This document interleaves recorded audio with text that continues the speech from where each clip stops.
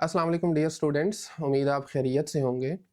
Okay, तो आज के इस लेक्चर में हम सीखेंगे कि system of non homogeneous linear equations को कैसे सॉल्व किया जाता है। बुनियादी तौर पर दो तरह के सिस्टम्स होते हैं, एक को हम बोलते हैं नॉन होमोजेनियस और दूसरा होता है होमोजेनियस। तो मेरे ख्याल में सॉल्यूशन से पहले हम फ़र्क जान लेते हैं, दोनों में फ़र्क क्या है। बाय द वे सिस्टम का मैंने आपको लास्ट टाइम भी बताया था, जब एक से ज़्यादा इक्वेशंस आ जाएँ तो उसे सिस्टम बोलते हैं, ठीक है? हम बेसिक से शुरू करते हैं। फर्स्ट कीजिए आपके पास 2 इक्वेशंस हैं। Let's say 2x minus 3y is equal to 1 और दूसरी इक्वेशन हमारे पास let's say negative 4x plus y equal to 5। अब इसे हम सिस्टम बोलेंगे। इस सिस्टम में 2 लीनियर इक्वेशंस हैं और 2 ही अननोन्स हैं, x और y, जिसकी वैल्यू हमें फाइंड करनी है। और सॉल्यूशन का मतलब होता है x और y की वो वैल्यूज़ फाइंड करें जो कि इन दोनों इक्वेशंस को सैटिस्फाई करें, ठीक है? अब सिस्टम में होमोजेनियस क्या होता है और नॉन होमोजेनियस क्या होता है? बाय द वे ये जो सिस्टम मैंने लिखा है दिस इज़ नॉन होमोजेनियस, क्यों? क्योंकि इसमें कांस्टेंट टर्म मौजूद है। अब ये मैटर नहीं करता कांस्टेंट टर्म राइट साइड पे है या लेफ्ट साइड पे है। अगर मैं इसी सिस्टम को यूँ लिख दूँ 2x minus 3y minus 1 equal to 0 और दूसरी इक्वेशन को मैं लिख दूँ negative 4x plus Y minus 5 is equal to 0, तो अभी भी ये नॉन होमोजीनियस ही रहेगा, ठीक है? बाज़ औक़ात स्टूडेंट्स ने याद किया होता है कि अगर राइट साइड 0 हो जाए तो होमोजीनियस है, ऐसा नहीं है। जब कांस्टेंट टर्म मौजूद हो तब नॉन होमोजीनियस, और जब ये मौजूद ही ना हो सिरे से तो नॉन होमोजीनियस है। मसलन अगर मैं इसमें से ये रिमूव कर दूँ, इक्वल टू 0 लगा दूँ, तो अब इसे हम कहेंगे होमोजीनियस, ठीक है? This one is non homogeneous और ये है होमोजीनियस। आपकी बुक में नॉन होमोजीनियस को सॉल्व करने के 3 मेथड्स गिवन हैं, वैसे और भी होते हैं, तो इस लेवल पे 3 है। होमोजीनियस का एक ही मेथड है, ठीक है? टोटल 4 हैं। 2 आज हम डिस्कस करेंगे, 2 इंशाल्लाह अगले लेक्चर में होंगे। जो नॉन होमोजीनियस के 3 उनमें से 2 आज हम डिस्कस कर लेते हैं। तो आपको मैंने फ़र्क बता दिया दोनों का। बाय द वे हम 2 बाय 2 की बात नहीं करेंगे। 2 बाय 2 से मुराद है जब 2 इक्वेशंस और 2 अननोन्स हों। हम 3 बाय 3 या इससे बड़े सिस्टम्स की बात करेंगे। क्योंकि 2 बाय 2 को तो हम वैसे भी सॉल्व कर सकते हैं ना, साइमल्टेनियसली भी ऐड सब्ट्रैक्ट करके भी किया जा सकता है। तो हम करेंगे 3 या इससे बड़े सिस्टम को। तो ये 3 मेथड्स हैं। रिड्यूस्ड एचेलॉन फॉर्म में कन्वर्ट करके, ये है नॉन होमोजीनियस के लिए। दूसरा है मैट्रिक्स इनवेरिएंट और लास्ट है क्रैमर्स रूल। आज के इस लेक्चर में हम जो क्वेश्चन करने वाले हैं उनमें से एक होगा मैट्रिक्स इनवेरिएंट वाला और दूसरा क्रैमर रूल का होगा। बाय द वे मैं आपको बता तीनों देता हूँ। अच्छा जी, सबसे पहले उसने एक्सप्लेन किया हुआ है रिड्यूस्ड एचेलॉन फॉर्म वाला। कुछ नया नहीं है इसमें। आपने करना सिर्फ ये है कि अपने सिस्टम को मैट्रिक्स की फॉर्म में लिखना है। जो भी सिस्टम ऑफ इक्वेशन होगा, हम मेरे ख्याल में एग्जांपल से इसको समझने की कोशिश करते हैं। मिसाल के तौर पर ये देखें, this one is system, 3 equations नजर आ रही हैं और 3 ही अननोन एक्स वाई और जेड। आपने इस तरीके से मैट्रिक्स में लिखना है। इसे बोलते हैं ऑगमेंटेड मैट्रिक्स, जिसमें आपके पास ये लाइन लगा के कांस्टेंट साथ मौजूद हों, या कोई और भी मैट्रिक्स हो सकता है। इसे मैट्रिक्स को लास्ट टाइम भी बताया था, ऑगमेंटेड मैट्रिक्स बोलते हैं। तो आप देख रहे हैं ये कोफिशिएंट्स हैं 2 5 नेगेटिव 1। ये देखें पहली रो, दूसरी रो में है 3 4 और 2, look at that, and then 1 2 minus 2। Line लगाने के बाद ये जो राइट साइड पे नंबर्स आ रहे हैं ना, कांस्टेंट्स हैं 5 11 और नेगेटिव 3, ये आ रहे हैं, ठीक है? आप अपने सिस्टम को मैट्रिक्स की फॉर्म दे सकते हैं। अब इस मैट्रिक्स को आपने कन्वर्ट करना है रिड्यूस्ड एचेलॉन फॉर्म में by using row operations. Okay, तो ये उसने रो ऑपरेशंस लगाए हैं, हमने लास्ट टाइम भी देखा था। आप जानते हैं सबसे पहले हमने फर्स्ट रो की पहली नॉन ज़ीरो एंट्री जो होगी उसको 1 बनाना है, तो ये 2 है। अब मैंने आपको 2 तरीके बताए थे, एक तो ये कि आप इसको 2 से डिवाइड कर दें, लेकिन उसमें एक छोटा-सा इश्यू है।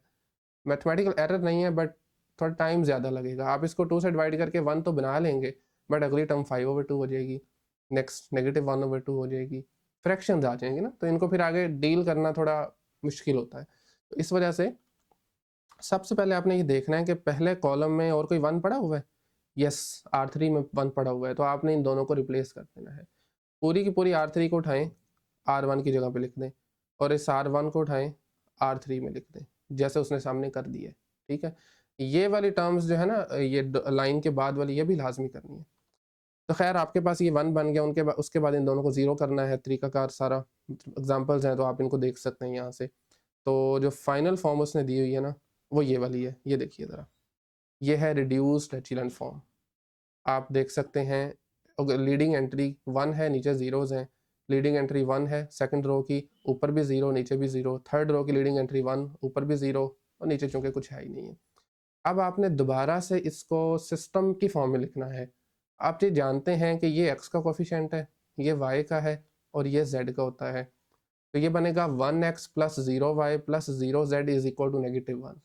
ये z 0 की वजह से ख़त्म, y भी ख़त्म, x बराबर आ जाएगा -1 के। ये देखें ज़रा, ठीक है, डिटेल में देखेंगे। इस तरीके से ये y को रिप्रेजेंट कर रहा है तो y बराबर आ जाएगा 2 के, और ये z को रिप्रेजेंट कर रहा है, z बराबर आ जाएगा 3 के। तो इस तरीके से रिड्यूस्ड एचेलॉन फॉर्म में कन्वर्ट करने के बाद डायरेक्टली आपको सोल्यूशन मिल जाता है। ये बाकी भी हैं, उसने एग्जांपल किए हैं, आप चाहें तो देख सकते हैं।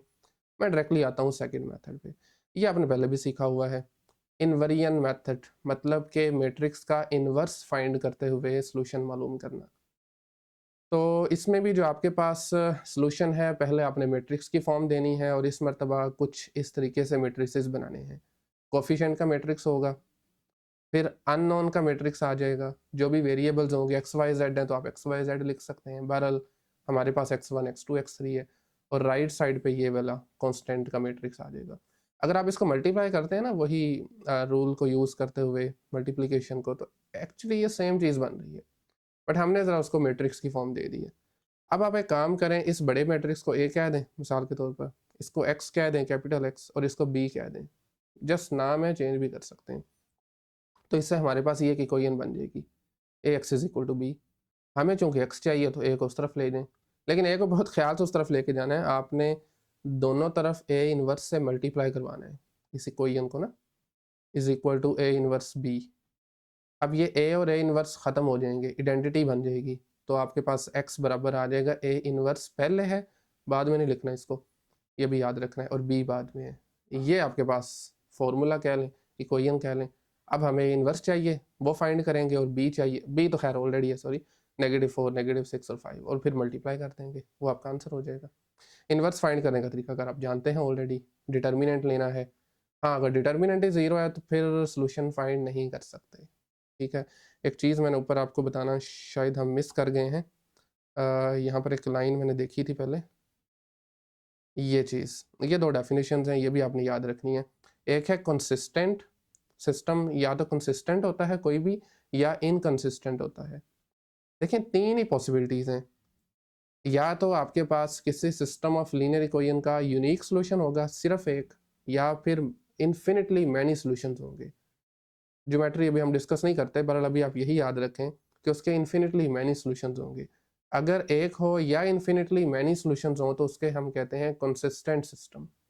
और अगर कोई सॉल्यूशन एग्जिस्ट नहीं करता, ऐसा भी पॉसिबल है, मसलन अगर डिटर्मिनेंट 0 हो जाए तो उसका सॉल्यूशन एग्जिस्ट नहीं करेगा, ठीक है, तो इन्वर्स एग्जिस्ट नहीं करेगा तो सॉल्यूशन भी नहीं आएगा, तो ऐसे सिस्टम को हम बोलते हैं इनकंसिस्टेंट। ये भी आपने डेफिनेशंस हैं, एमसीक्यू पॉइंट ऑफ व्यू से याद रख सकते हैं, इंपॉर्टेंट है वैसे।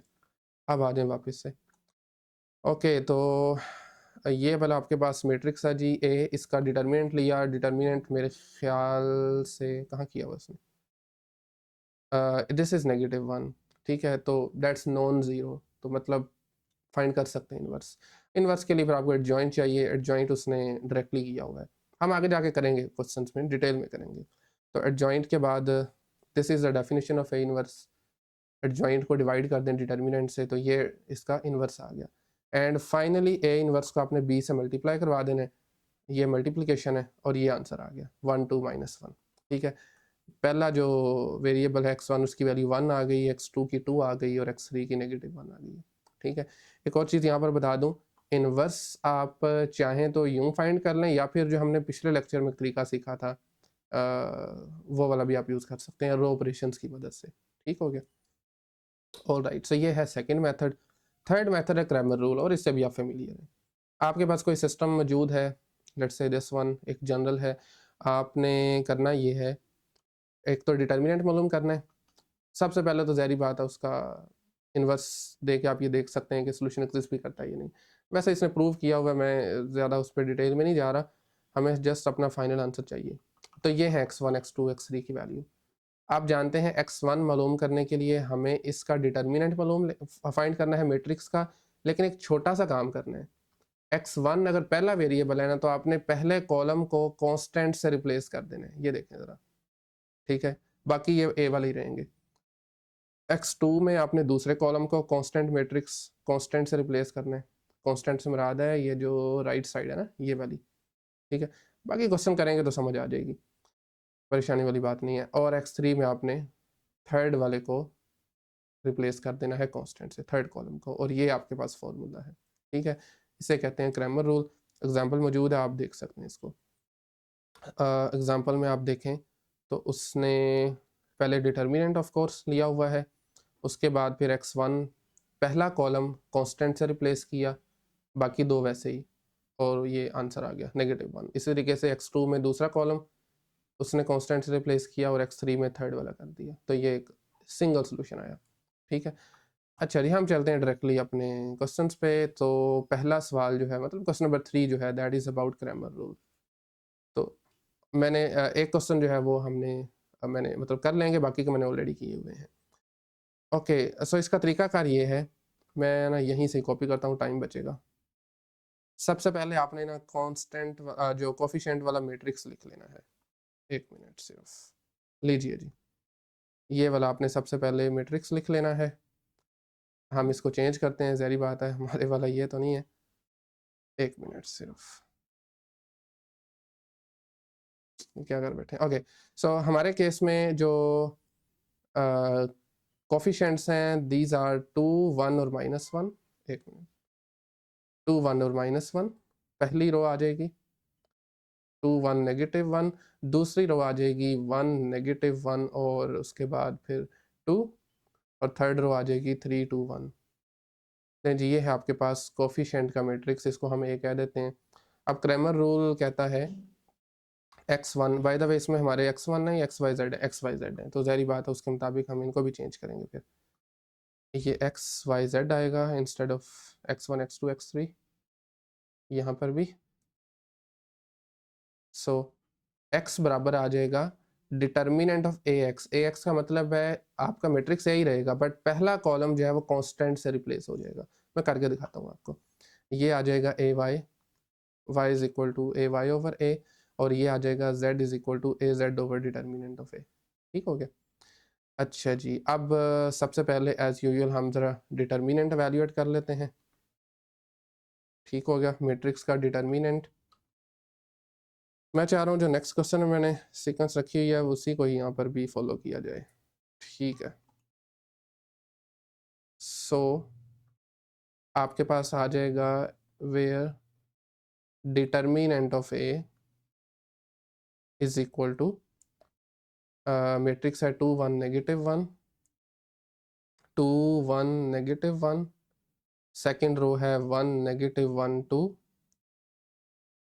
और लास्ट रो है जी 3, 2, 1, 3, 2, 1। ठीक हो गया, this is the matrix A. और आप देख सकते हैं इसमें कोई ज़ीरो नहीं है, तो इट्स अप टू यू, आप जिस भी रो या कॉलम से इसको एक्सपेंड कर सकते हैं। ठीक है, तो हम इसको फिर एज यूजुअल R1 से कर लेते हैं, लिखना लाजमी है। एक्सपेंडिंग बाय R1, R1 मतलब रो 1, और आप तरतीब भी जानते हैं साइंस की, पहले +2 पहले कॉलम और पहली रो को डिलीट कर दें, बाकी नंबर्स आते हैं -1, 2, 2 एंड +1। उसके बाद आता है नेगेटिव साइन, 1 है सेकंड नंबर, और पहली रो और दूसरे कॉलम को डिलीट करें, बाकी बचता है 1, 2, 3, 1, 1, 2, 3, 1। इसी तरीके से नेक्स्ट पॉजिटिव साइन है, बट ये नंबर नेगेटिव है, तो वो तो लिखेंगे, सही बात है, -1, और इसी के साथ पहली रो और तीसरे कॉलम को आप डिलीट करें, बाकी बचता है 1, -1, 3 एंड 2। लीजिए जी, 1, -1, 3 एंड 2। ओके, अब इनका डिटर्मिनेंट है 2/2 का, सो इजीली इवैल्यूएट किया जा सकता है। डायगोनल एंट्रीज का प्रोडक्ट होगा -1 माइनस नॉन डायगोनल का 4, -1 आ जाएगा। उसके बाद डायगोनल एंट्रीज का प्रोडक्ट 1 और नॉन डायगोनल का 6, लास्ट पे फिर -1, डायगोनल एंट्रीज का प्रोडक्ट 2 -3, लीजिए जी, 2 मल्टीप्लाई -5, थोड़ा डिडक्ट कर रहा हूँ, -10, 1 माइनस 6 होता है -5, बाहर भी -1 है तो ये +5 आ जाएगा। 2 + 3 इज 5 मल्टीप्लाई -1, ये दोनों कैंसिल हो जाएंगे। So 5 and -5 cancel each other out, ultimately determinant आ गया 10, माइनस का 10 बल्कि।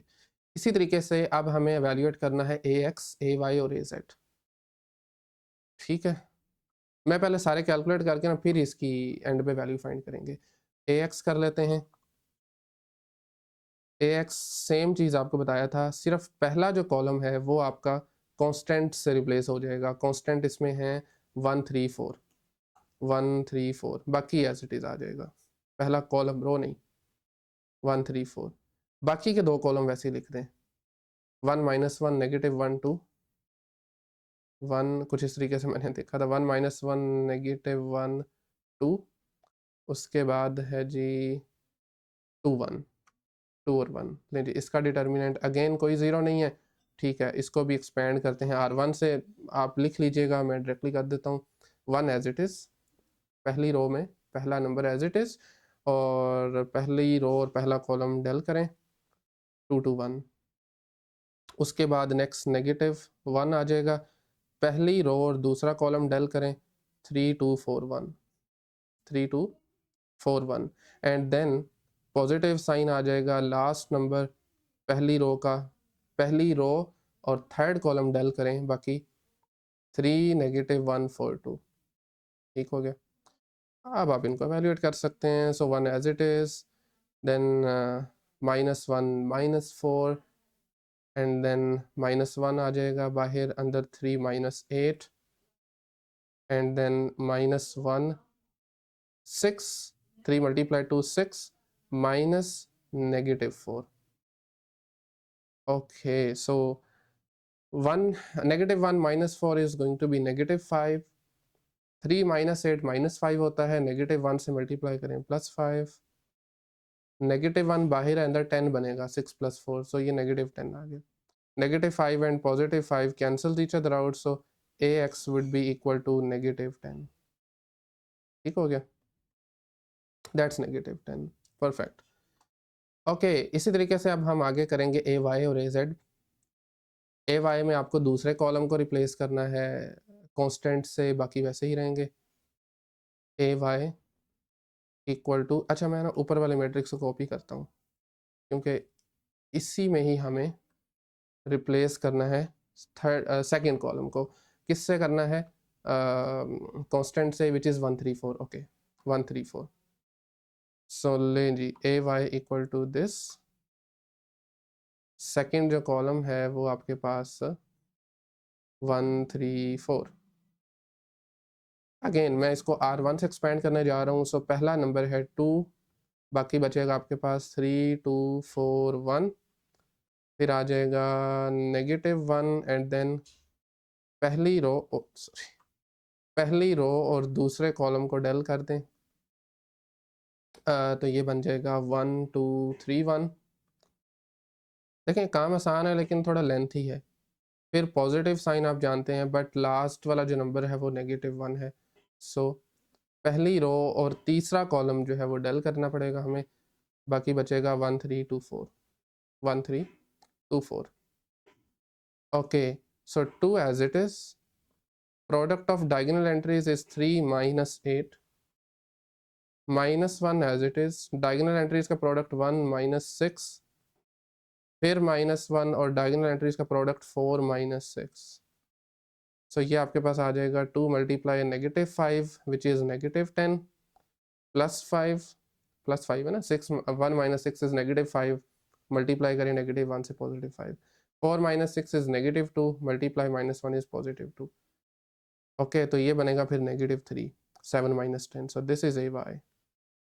एंड फाइनली अब हमें कैलकुलेट करना है az, और उसमें जो है ना तीसरा कॉलम कांस्टेंट से रिप्लेस करेंगे हम।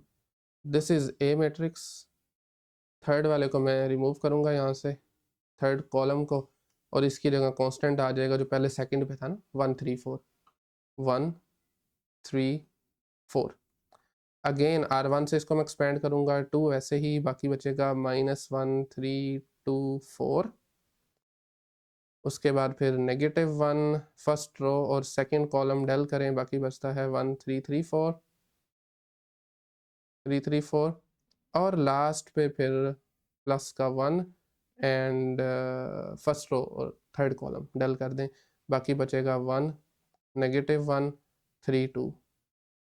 ठीक हो गया। Okay so 2 as it is, minus का 4 -6, सॉरी -4 है ये, -6 -1 और उसके बाद फिर आ जाएगा 4 -9 +1 and then we will have 2 -3, 2 -3।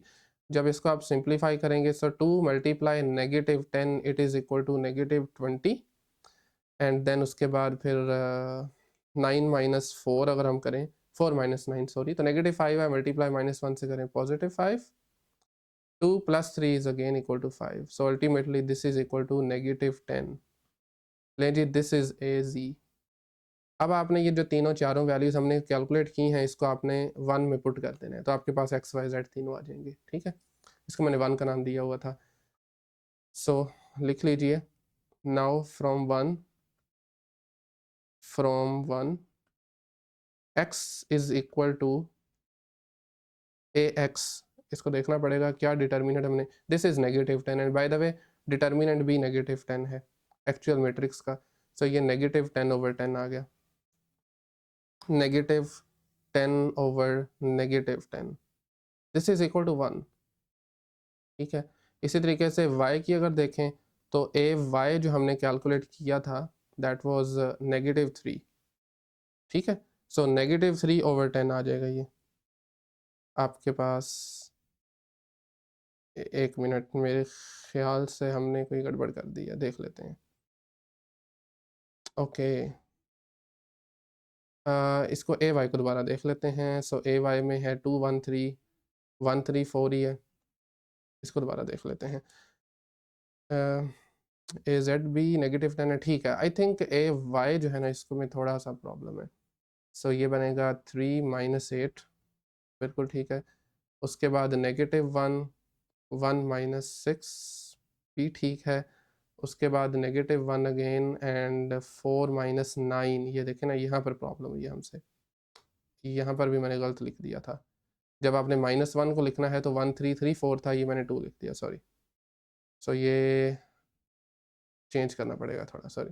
1 3 3 4 है, सो ये बनेगा आपके पास 4 -9। ठीक है, 4 -9 होता है नेगेटिव का 5 और बाहर आपके पास क्या है, -1 है, सो ये +5 बन जाएगा। -1 multiply -5 is +5, so 10 - 10 is equal to 0। Yes, ये 0 आ रहा है। लें जी, तो फिर ये -3 नहीं होगा, 0 over -10, 0 over any number is 0 and finally z आपके पास आएगा -10 over -10 which is again equal to 1। So लीजिए, दिस इज द सोल्यूशन। आप चाहें तो इसको लिख भी सकते हैं कर्ली ब्रेसेस में, बट दैट्स फाइन, मेरे ख्याल में ये भी ठीक था। सो 1 0 1 सीक्वेंस भी ज़रूरी है ये। ठीक है, पहला नंबर x को रिप्रेजेंट कर रहा है, दूसरा y और तीसरा z को। ले जी, दूसरा और तीसरा मैंने सॉल्व किया, बस ओवरव्यू जल्दी से यहीं से देख लेते हैं। सिस्टम में आपके पास जी अगेन 3 वेरिएबल्स हैं और 3 ही इक्वेशंस हैं, x1 x2 और x3 वेरिएबल्स के तौर पे यूज़ हो रहे हैं। 0 5 3 कांस्टेंट है, चाहे तो b इज इक्वल टू लिख सकते हैं। अच्छा जी, ये मैट्रिक्स ऑफ कोफिशिएंट आप देख सकते हैं, कांस्टेंट हैं सारे ना, 1 2 -3 4 -1 1 -2 3 2, कुछ इस तरह से। और क्रैमर रूल कहता है जी आपने डिवाइड करना है AX1 ओवर A, x1 के बराबर हो जाएगा, फिर x2, और इसका मतलब बता चुका हूँ। AX1 का मतलब है कि आपने पहले कॉलम को कांस्टेंट वाले कॉलम से रिप्लेस कर देना है और उसका डिटर्मिनेंट। ये मैट्रिक्स A का डिटर्मिनेंट लिया है R1 से। AX1 की बात करें तो उसमें ये देखें ज़रा, ये आपके पास है कांस्टेंट का मैट्रिक्स 0 5 3, वापस आ जाएं, ये देखें किधर गया, 0 5 3। ठीक है, अच्छा जी, सो बाकी इसका डिटर्मिनेंट आप जानते हैं, R1 से मैं कर रहा हूँ, पहला 0 है तो वो फिर टाइम कम लगेगा। इस तरीके से AX2 में ये देखें ज़रा, दूसरे कॉलम को हमने रिप्लेस कर दिया कांस्टेंट से, बाकी डिटर्मिनेंट लिया और AX3 में तीसरे कॉलम को ले लिया। सारा करने के बाद आपने वैल्यूज पुट करनी है बस। सो x1 बराबर आ जाएगा -68 ओवर -5, x2 -59 ओवर -5 और x3 -62 ओवर -55। तो बहरहाल तीनों में आप देख रहे हैं माइनस माइनस कैंसिल हो रहे हैं, तो ये आंसर आ रहा है x1 x2 और x3 का। मज़ीद यूँ लिख सकते हैं आप, ठीक है। फाइनली इसी का लास्ट पार्ट है, सेम लाइंस पे करना है। इस मरतबा कांस्टेंट है 1 to 1। बाकी सबसे पहले कोफिशिएंट मैट्रिक्स लिखें, फार्मूलाज लिख लें, ठीक है। डिटर्मिनेंट फाइंड करें एक्चुअल मैट्रिक्स का। R1 से मैंने किया 2 एज इट इज़, मतलब R1 से किया 2 रखा, पहली रो ये पहला कॉलम और ये पहली रो डिलीट करें, बाकी डिटर्मिनेंट ले लें। फिर माइनस आता है नेक्स्ट पे, नेक्स्ट नंबर -1, पहली रो दूसरा कॉलम डेल, फिर लास्ट नंबर थर्ड कॉलम और फर्स्ट रो डेल।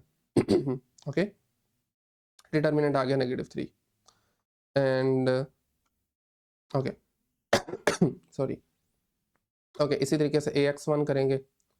ये देखें, ये आपके पास था कांस्टेंट वाला मैट्रिक्स, राइट साइड उसकी जो है ना, पहले कॉलम इसकी जगह लिख दिया, ये 1 to 1 है बेसिकली। आपको दिखा देता हूँ। So this is 1 to 1, this one right side. Okay, so उसके बाद इसका डिटर्मिनेंट ले लें, आप चाहें जिस मर्जी रो या जिस मर्जी कॉलम से ले सकते हैं। मैंने R1 से किया हुआ है।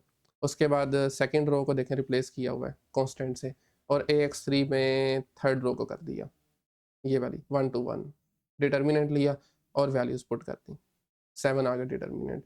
सो -8 over -3, negative negative cancel, 8 over 3 आ गया। -6 ओवर -3 इज इक्वल टू 2 होता है, और 7 over -3 that can be written as -7 over 3।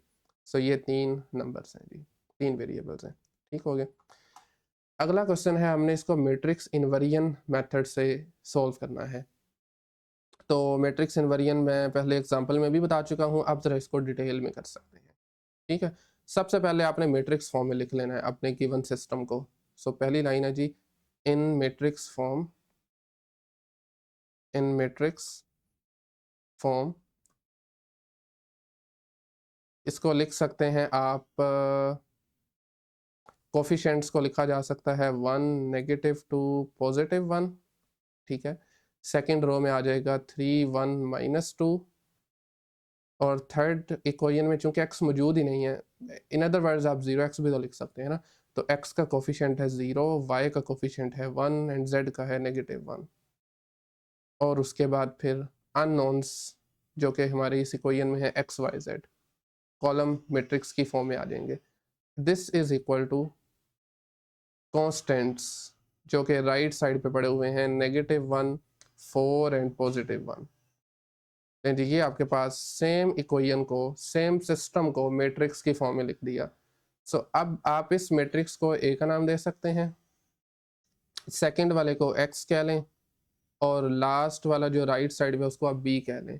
तो आप देख सकते हैं कि आपके पास जो सिस्टम है ना, वो AX is equal to B बन जाएगा। सो इन शॉर्ट आप अपने सिस्टम को लिख सकते हैं AX is equal to B। और आपको हमने बताया था इसमें x की वैल्यू फाइंड करनी है तो दोनों तरफ A इनवर्स से मल्टीप्लाई करवाएं, तो लेफ्ट साइड पे A इनवर्स और A कैंसिल हो जाएंगे, राइट साइड पे A इनवर्स B आ जाएगा। इसको आप 1 कह दें, हमें A इनवर्स चाहिए और B तो खैर ऑलरेडी है, A इनवर्स चाहिए सिर्फ। और A इनवर्स का फॉर्मूला भी आप जानते हैं, एडजॉइंट ओवर डिटर्मिनेंट। पहले डिटर्मिनेंट लेंगे ताकि पता चल सके कि इसका इनवर्स एग्जिस्ट भी करता है या नहीं। सो उसका भी तरीकाकार आप जानते हैं, डिटर्मिनेंट में 1 -2 1 पहली रो, दूसरी है 3 1 -2, और तीसरी है 0 1 और -1। अब मैं इसको एक्सपेंड करूंगा R3 से, it's up to you again, आप R1 से भी कर सकते हैं, मैं बहरहाल इसको R3 से कर रहा हूँ। एक्सपेंडिंग बाय R3 मतलब रो 3। लें जी, रो 3 में पहला नंबर है 0 0, इसके साथ पॉजिटिव आएगा। अच्छा, जब भी रो 3 से करना है ना, तो पहले नंबर से पॉजिटिव साइन आएगा।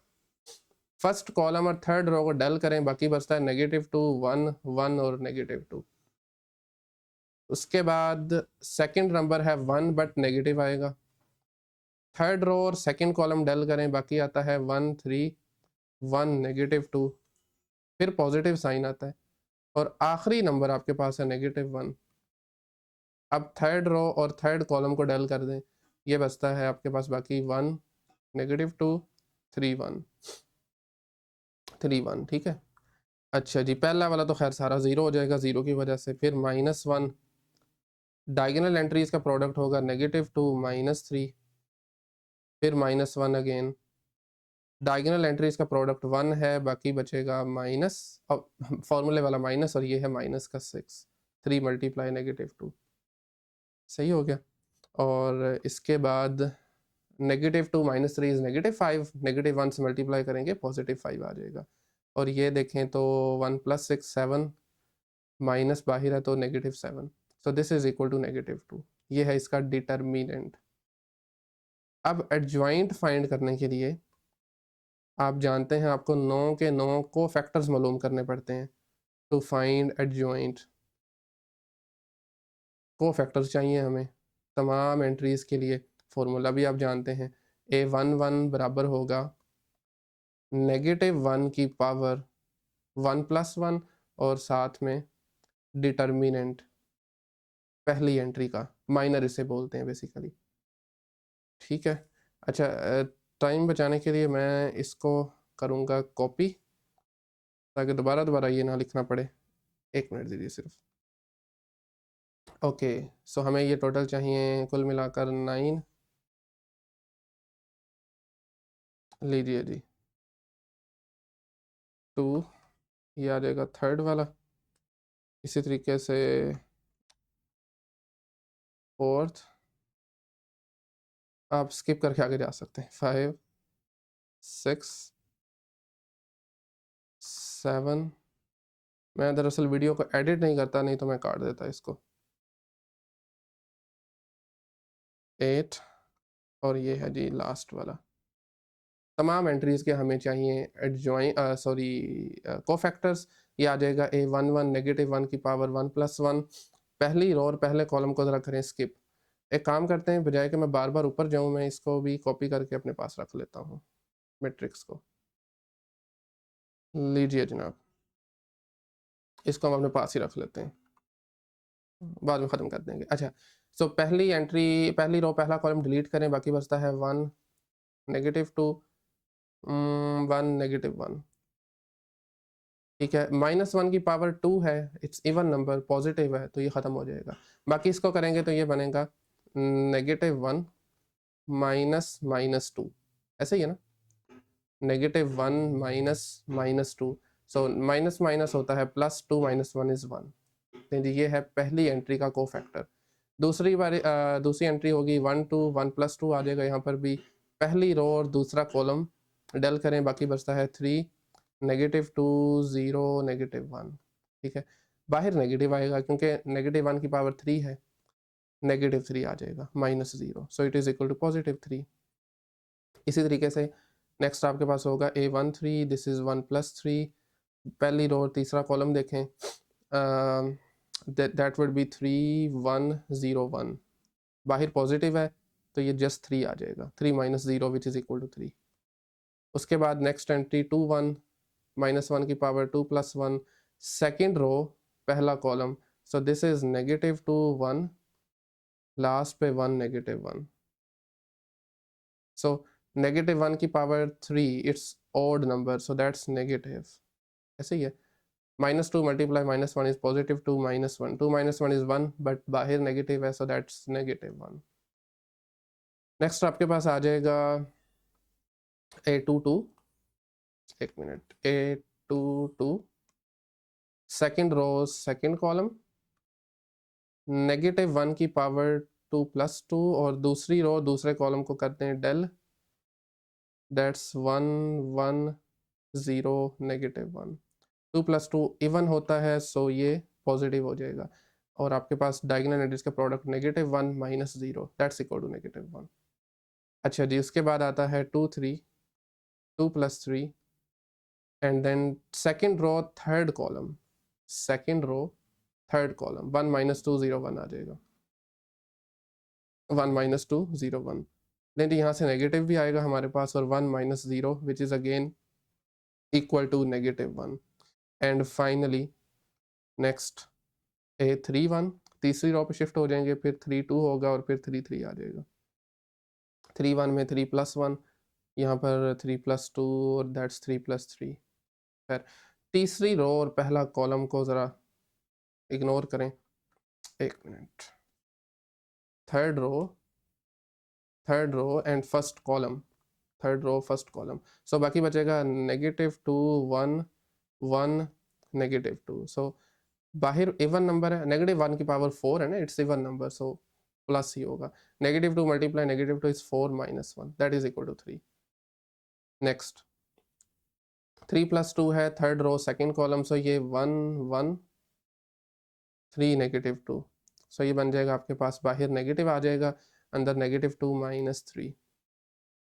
एक बार फिर वेरीफाई कर लें, दैट्स 3 2, तीसरी रो है और दूसरा कॉलम है 1 1 3 -2, ठीक है। -2 - 3 में -5 होगा, बाहर भी नेगेटिव है, सो ये +5 आ गया।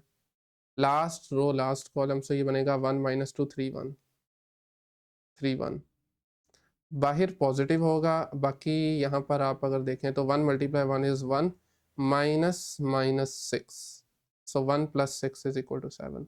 लेकिन ये आपके पास आ गया कोफैक्टर्स का मैट्रिक्स। आप लिख सकते हैं matrix of cofactor, matrix of cofactors this is equal to, हाँ जी, A11 क्या है, A11 1 फिर 3 फिर 3 1 3 3, आई थिंक उससे अगली एंट्री A21 -1 थी, दोबारा देख लेते हैं। -1 बिल्कुल ठीक है, फिर -1 फिर -1 -1 और देन है 3 5 और 7। और आप ये भी जानते हैं एडजॉइंट इस कोफैक्टर मैट्रिक्स का ट्रांसपोज होता है, इसका ट्रांसपोज लें वो आपका एडजॉइंट आ जाएगा।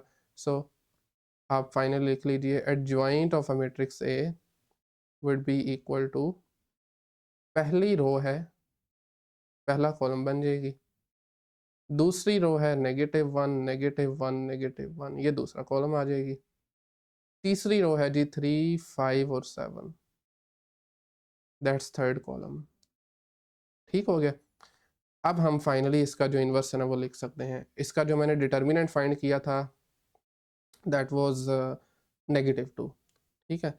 सो इसका जो फिर इन्वर्स बनेगा, hence inverse of A it would be equal to 1 over -2 1 over -2 multiply by this adjoint matrix which is 1 -1 3 3 -1 5 3 -1 7, then this is the inverse of a matrix। And finally जब आप इसको 1 में पुट करेंगे तो आपके पास आपका आंसर आ जाएगा। फ्रॉम 1 हमारा x जो था वो बराबर आपने देखा था A इन्वर्स B के है, तो अब इसको हमने A इन्वर्स को B से मल्टीप्लाई करना है। A इन्वर्स को मैं यहीं से कॉपी कर देता हूँ, लीजिए जी, this is inverse of A। By the way आप इस नेगेटिव को ऊपर लिख दें, -1/2 हो जाएगा ना। सो B मैट्रिक्स क्या है बाय द वे, B है -1 4 1 -1 4 1 4 एंड देन 1। नहीं जी, आप जानते हैं कैसे मल्टीप्लाई करना है, पहली रो पहला कॉलम, -1/2 बाहर रहने दें, पहली रो और पहले कॉलम को करेंगे तो पहली एंट्री को करना है 1 × -1 इज -1 -1 मल्टीप्लाई -4 इज -4 3 × 1 इज 3, ठीक है। सेकंड रो को फर्स्ट कॉलम से करेंगे तो ये बनेगा 3 × -1 is -3 -1 multiply -4 is -4 5 × 1 is 5। Last वाली को करें तो ये बन जाएगा -3 -4 अगेन एंड देन +7। ओके, इसे सिंप्लीफाई कर लें, फिलहाल -1/2 को बाहर रहने दें, 3 -4 करेंगे तो माइनस का 1 आएगा, -1 करेंगे तो ये -2 बन जाएगा, नीचे वाला आई थिंक बन जाएगा -3 -4 होता है माइनस का 7, 5 ऐड करें तो ये भी -2 और ये 0 आई थिंक हो जाएगा, ठीक है। -2 और 0, बाहर भी -2 है। सो अंदर इसको तीनों एंट्री से मल्टीप्लाई करेंगे तो -2 ओवर -2 1 होता है, दूसरी एंट्री भी 1 हो जाएगी, 0 से मल्टीप्लाई होकर ये 0 आ जाएगा। दैट्स इट, ये है इसका सोल्यूशन सेट। आप इसको वैसे तो ठीक है, लेकिन आप इसको लिख सकते हैं कर्ली ब्रेसेस में भी x1 1 आया, अगर x y z थे तो ठीक है, x 0 आ गया, सॉरी x 1 आ गया, y भी 1 आ गया और z 0 आ गया। दैट्स इट, ये था आपके पास क्वेश्चन नंबर 4 का फर्स्ट पार्ट। बाकी के दो मैंने ऑलरेडी किए हैं, मैं इनको यहीं से देख लेते हैं। सबसे पहले आपने स्टेप्स याद रख लेने हैं। सबसे पहले मैट्रिक्स फॉर्म में लिख लें, पहले वाले बड़े मैट्रिक्स को, कोफिशिएंट्स को a का नाम दे दिया, नेक्स्ट कॉन्स्ट वेरिएबल्स हैं, अननोन्स हैं, उसको x कह दिया, और फिर b। आपकी क्वेश्चन आ गई x is equal to b, यहाँ पर इसको लिख लें a इनवर्स b, ठीक है, 1 का नाम दे दिया। a इनवर्स फाइंड करने के लिए डिटर्मिनेंट एक्सपेंड किया r1 से, और आपके पास डिटर्मिनेंट आ गया 36 which is a non zero number, mean हम कर सकते हैं। अच्छा, इस दफ़ा मैंने एक काम ये किया कि कोफैक्टर मैट्रिक्स अलग-अलग फाइंड करने की बजाय ना, ये देखें पूरा सफ़ा भर लिया हमने, उसकी बजाय मैंने एक ही बड़ा सा मैट्रिक्स बना के उसमें लिख दिए सारे कोफैक्टर्स, ठीक है, साइन भी साथ लगा दिए, पॉजिटिव होता है, नेगेटिव पॉजिटिव, दूसरी रो में ये नेगेटिव आएगा, पॉजिटिव नेगेटिव। मेरे ख्याल में ये बेहतर तरीका है, पॉजिटिव नेगेटिव फिर पॉजिटिव है। यहीं से इनको वैल्यूएट करें, ठीक है, मतलब डायगोनल एंट्रीज का प्रोडक्ट देखें ना, 2 × 3 6 होता है, माइनस नॉन डायगोनल का प्रोडक्ट 2 आ जाएगा, और इसी तरीके से बाकी भी कर लें, ठीक है।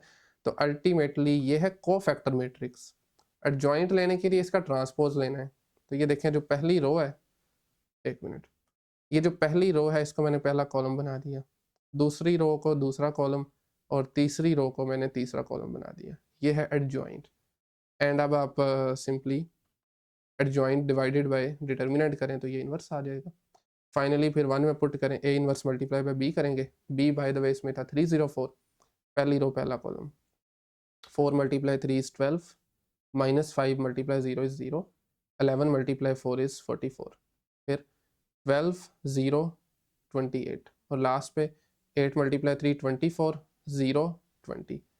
तो इनको ऐड सब्ट्रैक्ट कर लें तो ये -32 40 44, बाहर 36 से डिवाइड कर दें तो सिंप्लीफाइड फॉर्म ये बन रही है -8/9, 32/36 है ना, 40/36 होता है 10/9, और फिर 11/9 आ जाएगा।